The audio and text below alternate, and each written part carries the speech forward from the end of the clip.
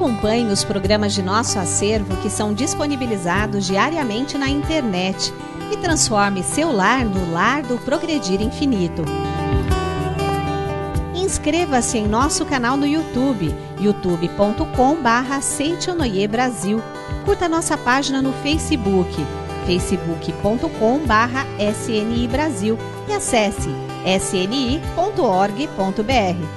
Programa Seitonoi na TV a qualquer hora e em qualquer lugar, levando até você o modo feliz de viver em harmonia com a natureza.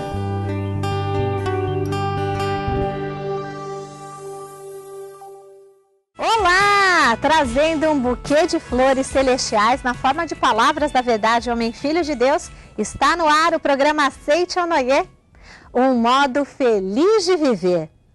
Hoje, a preletora Maria Murakami desfila requinte e sabedoria ao nos ensinar que o lar pode ser renovado com a nova visão do casamento. Quem está no nível de perdoar aos outros ainda não conhece o amor verdadeiro. No quadro Sou Feliz, Terezinha Arcanjo Pedro narra de que forma sua fé interferiu para que sua mãe deixasse o centro de tratamento intensivo onde estava internada. Depois que eu comecei a fazer todas as práticas, 2 dias minha mãe saiu do CTI. Fique conosco e sinta-se louvado por Deus, evocado por anjos, reverenciado pelos santos, pois aqui você descobre que o sagrado reside dentro de você. O livro Nova Visão do Casamento traz uma série de dicas para que o relacionamento do casal se torne cada vez mais harmonioso. Através dessa leitura, você descobre o verdadeiro significado da união espiritual entre os cônjuges e assim ter uma união conjugal mais feliz e plena em todos os sentidos. Para adquirir essa obra de conteúdo inestimável, ligue para 0800 770 2600 ou acesse www.sni.org.br/livraria virtual. Você também pode obter o livro Nova Visão do Casamento dirigindo-se até uma sede da Seitonoi mais próxima. Ligue 0800 770 2600 ou acesse www.sni.org.br/livraria virtual. Terezinha Arcanjo Pedro conta de que forma o que parecia impossível acontecer, sua mãe saiu do centro de tratamento intensivo onde estava em estado que inspirava cuidados. A Seitonoi é mesmo o nosso porto seguro de todas as horas. Você confere agora no quadro Sou Feliz.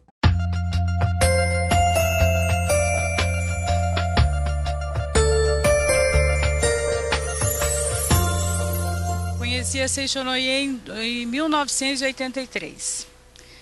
Foi eu que praticamente levei toda a minha família para a Seitonoi. É um ensinamento maravilhoso e através dele eu consegui muitas graças, né? Pelo conhecimento. Em 2003, minha mãe, que já foi para o mundo espiritual, ficou no CTI 22 dias. Ela tinha diabetes, pressão alta, várias doenças. E nisso, através da Seitonoi, eu consegui a cura dela. Ela estava, em 2003, ela ficou, né, no CTI 22 dias, e o que aconteceu? Eu, quando comecei a fazer as práticas, né, fazendo sutra, fazendo Shinsokan, pedi a Deus que eu curasse, que livrasse minha mãe do CTI, da morte naquele momento, porque a família não estava preparada para aceitar aquilo tudo. Aí o que aconteceu? Depois que eu comecei a fazer todas as práticas, 2 dias minha mãe saiu do CTI e viveu com a gente mais 4 anos. Agora em 2008 ela faleceu, mas todo mundo aceitou muito bem, porque a gente aceitou a vontade de Deus na nossa vida e assim, com a partida dela, tudo ficou muito tranquilo. Então eu tenho muito a agradecer a Seitonoi, né, pelos ensinamentos maravilhosos, né, e a gente praticando, a gente consegue. Muito obrigada. Tem que ficar para trás os dias em que o marido, que não vê diferença entre a esposa e a cortina da sala, e em que a esposa só faz mendigar a atenção dele, nem que seja mecânica. Vamos estudar agora o lar renovado com nova visão do casamento, na palestra da preletora Maria Murakami.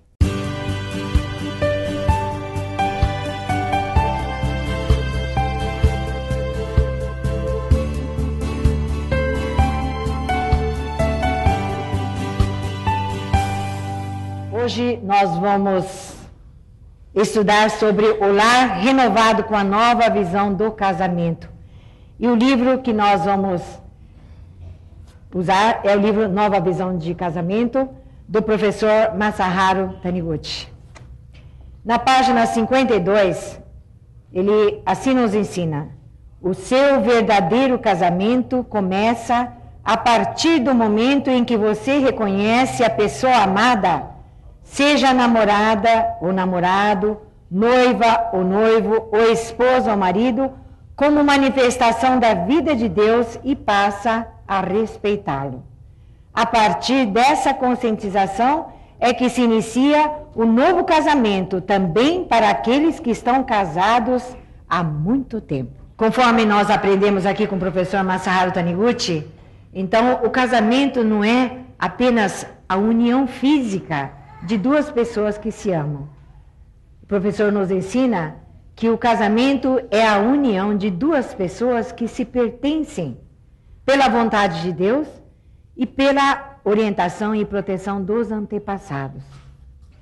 Aí na página 51, o professor nos cita aqui o exemplo de uma obra-prima.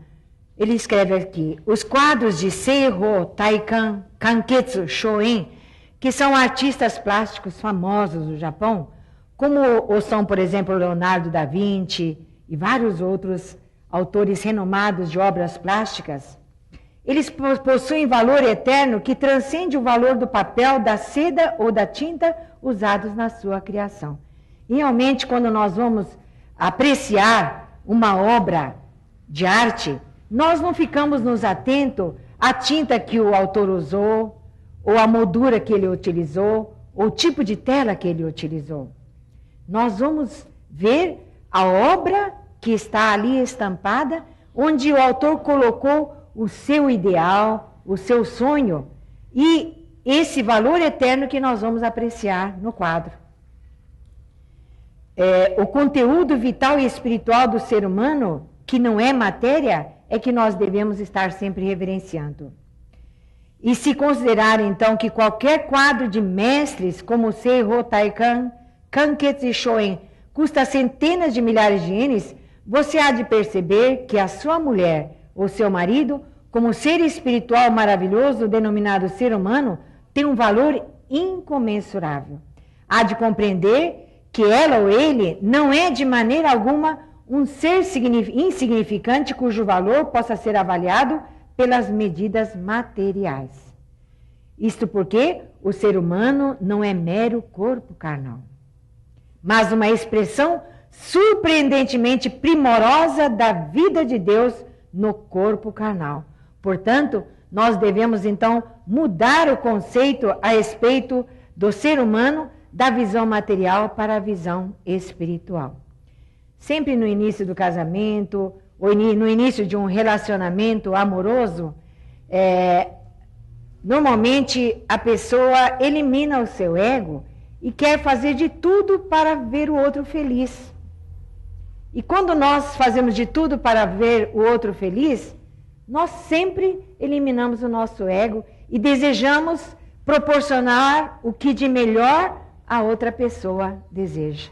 E quando nós eliminamos o nosso ego, dizem que quando nós nos referimos à pessoa amada, nós nos referimos sempre no diminutivo. E os bichinhos são pequenos. Minha gatinha, meu luluzinho. Mas sempre quando nós estamos assim, com o ego manifestado, nós nos esquecemos de proporcionar alegria ao outro, ou felicidade ao outro, através das nossas palavras. Então, quando o ego fica exacerbado, quando o eu começa a ir na frente, esquecendo de colocar o outro na frente, dizem que os bichinhos aumentam de tamanho. Daí então não é mais minha gatinha, é a sua baleia, ou sua anta. Então, o professor, ele escreve aqui, o lar renovado com nova visão do casamento precisa continuar se renovando a cada amanhecer por meio de boas palavras. A Seichonoye é o ensinamento que prega, que Deus só se manifesta quando nós nos dirigimos aos outros, e principalmente nós nos dirigimos papai, mamãe para com os filhos para com papai e mamãe, o marido para com a esposa com o marido, com o uso de boas palavras. Somente as boas palavras são capazes de manifestar o bem que Deus é. E nós sabemos que quando Deus se manifesta, é bem, é justiça, é misericórdia, por si se instala a harmonia. Por isso ainda o professor completa aqui. Não pronuncie palavras depreciativas em relação ao cônjuge, como aquele imprestável ou aquela chata. É essencial que os cônjuges se cumprimentem respeitosamente todas as manhãs, dizendo bom dia, como um filho de Deus cumprimentando outro filho de Deus. Se nós pudéssemos avaliar a influência que as boas palavras exercem no relacionamento dentro do lar e a atmosfera que essas boas palavras criam dentro do lar, nós jamais seríamos capazes de usar más palavras. Olha o que o professor escreve. O cumprimento matinal, partindo do princípio de que é natural os cônjuges se amarem, caso contrário não teriam se casado, procuramos saber o motivo pelo qual são tão comuns as brigas conjugais. E constatamos, olhem só, que 99% dos casos de brigas conjugais, a briga ocorre quando um dos cônjuges se dirige ao outro, então rude, agressivo ou desdenhoso. A nova visão do casamento enfatiza a importância da troca de boas palavras entre os cônjuges. O senhor que nos assiste agora, neste momento, hoje, desde que acordou, já teve a oportunidade de dirigir uma palavra de carinho para a sua esposa? Já teve a oportunidade de lhe doar um elogio? Sabem que na década de 1800, dois professores da Universidade de Harvard, lá em Boston, eles realizaram um estudo minucioso a respeito da causa que leva os jovens a praticar a violência, principalmente nas duas cidades de Washington e Nova York. Washington, que sempre foi considerada a capital do crime. E analisando a causa que levam esses jovens a estarem praticando essas violências, chegaram à conclusão de que o meio onde eles convivem e os locais onde eles frequentam exercem uma influência muito grande na conduta deles e que os fazem a serem impelidos a praticar o crime. Então, caminhando ou indo atrás desses jovens, eles perceberam o seguinte, que a locomoção que eles usam são os metrôs. Então, quando esses dois estudiosos, esses dois professores, foram, então, andar pelas estações de metrô, tanto de Nova York como de Washington, eles perceberam o seguinte, que os vagões de trem dos metrôs estavam com as janelas praticamente todas quebradas. E a prefeitura nem se dava ao trabalho de consertar, porque os vândalos quebravam novamente. As paredes das estações todas pichadas, o chão cheirando urina, uma imundície muito grande. Tanto nas estações do metrô de Nova York como Washington, era a mesma coisa. E eles chegaram a uma constatação que para nós parece absurdo, mas é o seguinte, que nesses locais onde existe desordem, onde existe imundície, exala uma vibração que é chamado, que eles deram o nome de a teoria das janelas quebradas. Exala uma vibração de treva, uma vibração assim de desleixo, que faz com que as pessoas que ficam convivendo nesses locais todos os dias, eles são influenciados pela vibração que chega desses locais e que acaba levando-os a ter desleixo, a sentir assim o desejo de estar praticando o mal contra outras pessoas. E quando chegaram a esse resultado, eles foram levar os governantes dessas duas cidades e mostraram para eles que quando fizesse o reparo desses lugares, com certeza a criminalidade iria acabar. E foram o que fizeram. Levaram para o prefeito, e o prefeito então convocou os funcionários públicos, inclusive os voluntários, uma grande quantidade, mobilizou uma grande quantidade de pessoas, trocaram as janelas dos metrôs, lavaram as paredes, deixaram tudo limpo, exalando um odor muito, muito, muito agradável. E vocês sabem que só pelo fato de ter feito isso, naquele ano, a criminalidade praticamente acabou nessas duas cidades. Então, o que nós podemos ver é o seguinte: nós falamos aqui sobre o uso de boas palavras, né? Uso de boas palavras. As boas palavras não são só as palavras que saem de nossa boca, o nosso semblante, aquilo que nós estamos sentindo em relação ao marido ou à esposa, em relação aos nossos filhos, no dia a dia, que no silêncio faz com que eles se sintam bem. Isso é que vai estar fazendo com que os filhos pratiquem boas ações, que os filhos, onde quer que eles vão, sejam considerados bons cidadãos.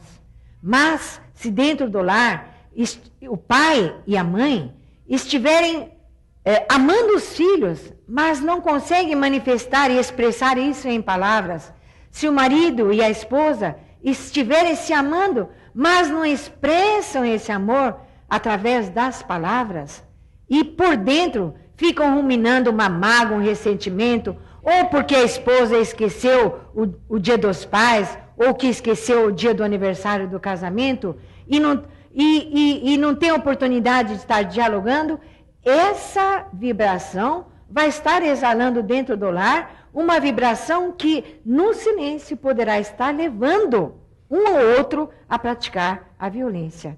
Por isso que o professor escreve aqui, então, né? Que constatamos que 99% dos casos de brigas conjugais, a briga ocorre quando um dos cônjuges dirige um ao outro em palavras agressivas. Tive a oportunidade recentemente de estar lá na cidade de Cacoal, lá em Rondônia. Cacoal, Rondônia, se estiverem nos assistindo, teve o seminário, terminou o seminário, nós nos colocamos lá na saída para agradecer a todas as pessoas que participaram, todas as pessoas chegando, obrigado, preletora, pela palestra maravilhosa, e todos na recepção cantando Aqui é Paraíso, agradecendo as pessoas que vieram a Seichonoye. O Seichonoye é o modo? Então, onde existe uma pessoa da Seichonoye, existe uma pessoa feliz. De repente chegou um senhor forte, alto, assim bem troncudo, e me abraçou forte, mas tão forte que eu pensei que quebrou meus ossos.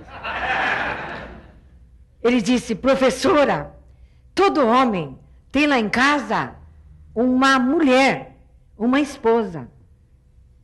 Só falou isso e ficou me olhando. Eu pensei: meu Deus, será que ele vai me pedir em casamento?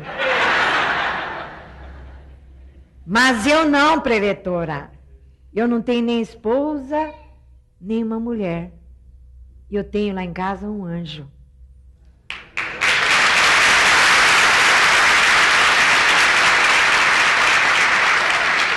Justamente por ter vindo de um homem tão grandão, umas palavras tão carinhosas, referindo-se à esposa, eu me emocionei muito. Eu pensei, que feliz que é a esposa desse senhor. Mas mais feliz do que a esposa, com certeza é ele. Porque da boca de um homem que sai essa palavra, eu tenho lá em casa não uma esposa, mas um anjo, existe um homem que está feliz consigo mesmo e que respeita a si como filho de Deus. E só quem respeita a si como filho de Deus consegue ver o outro como filho de Deus e consegue dizer que realmente é um anjo.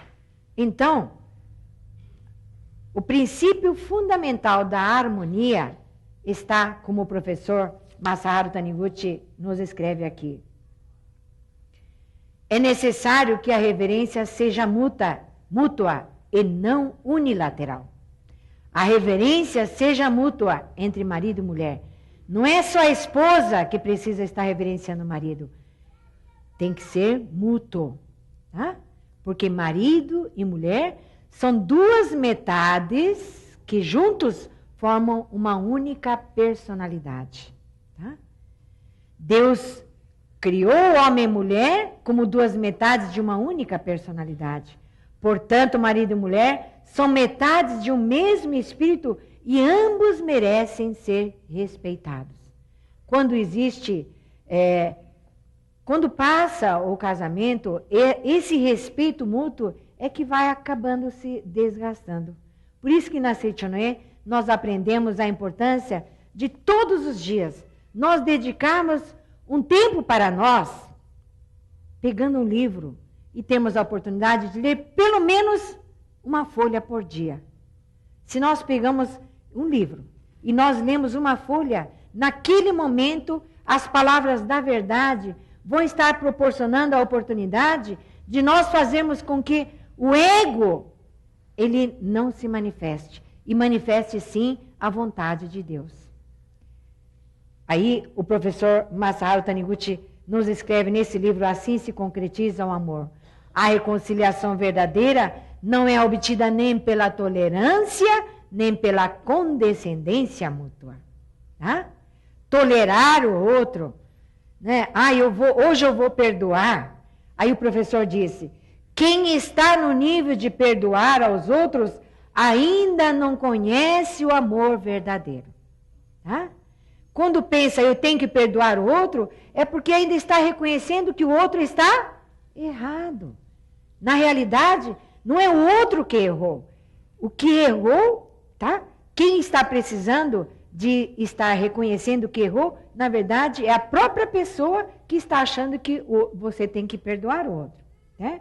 Então, isso porque no fundo continua atendo-se ao erro ou à culpa do outro e se esforça em tolerá-lo.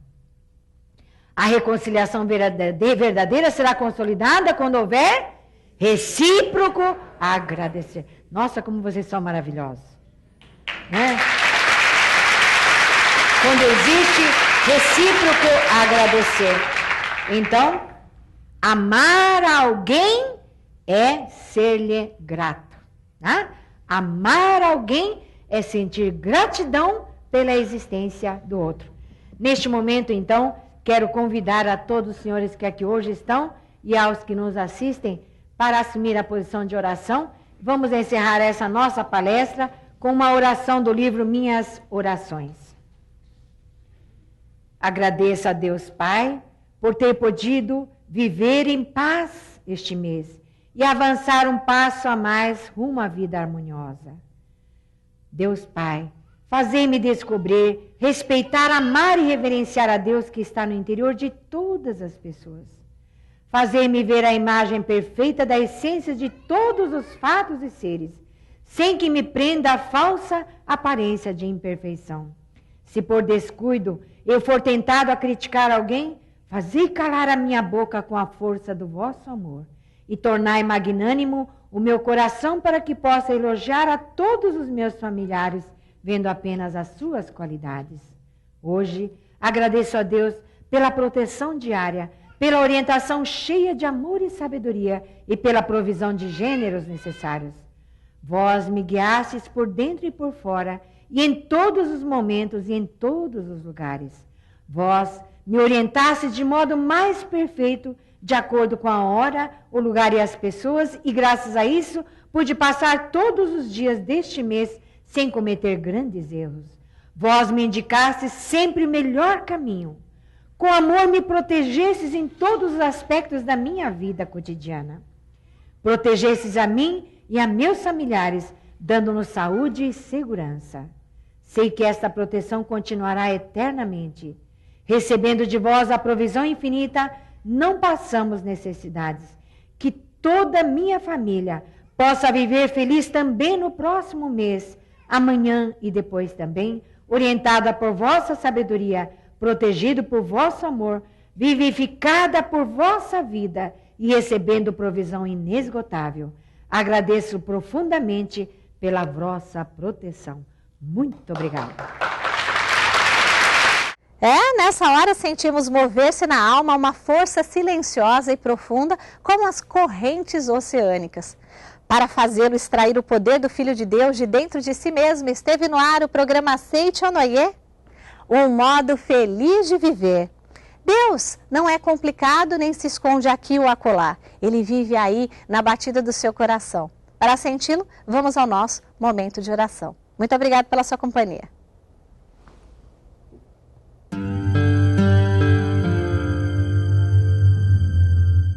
Oração para tornar o lar um paraíso. Sou filho de Deus. A vida de Deus flui para o meu interior e se torna minha vida.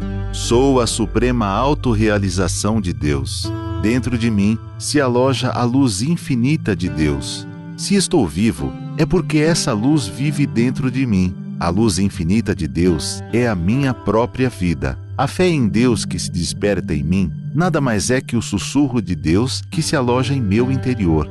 Quando clamo por Deus, é Deus do meu interior que está chamando por Deus Pai.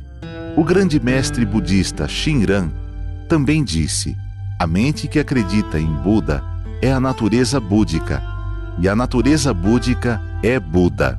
A fé consiste no fato de Buda chamar Buda e Deus adorar Deus. A vida de Deus, que é eterna, está alojada em mim como minha vida, e por isso a minha vida também é eterna, imortal e inadoecível. Por conseguinte, mesmo quando pareço doente, não o estou. Apenas estou sonhando com a doença. Mesmo quando pareço morto, não o estou. Estou apenas sonhando com a morte.